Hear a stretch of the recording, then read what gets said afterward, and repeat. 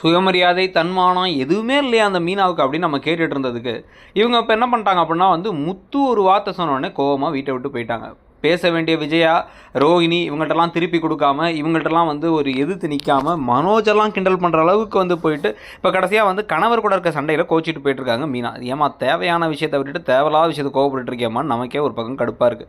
இப்போ திருப்பி வந்ததுக்கப்புறமா 2 பேரும் கட்டி பிடிச்சி, இதுக்கப்புறமா வந்து அப்படியே கண்ணெல்லாம் கலங்குறதெல்லாம் பார்க்கும்போது நமக்கு நல்லா இருந்தாலும், இது எத்தனை நாளைக்கு தொடரப்போகுது அப்படிங்கிற கேள்வியும் இருக்குது. திருப்பி ஒரு இந்த பூனைக்கு மணி கட்டுற மாதிரி வந்து எப்படியாச்சும் திருப்பி பேசி ரோகிணியோடைய வாயையும், விஜயாவோட வாயையும், மனோஜோட வாயையும் அடைக்கிறதா முக்கியமான விஷயம். அதை வந்து முத்துவே பேசி இதுக்கப்புறம் இந்த வீட்டை வந்து சமையல் வேலையை என் பொண்டாட்டி மட்டும் தனியாலாம் செய்ய மாட்டா, எல்லாரும் ஷேர் பண்ணி தான் செய்யணும். அதே மாதிரி ரூமை ஷேர் பண்ணி தான் ஆகணும்.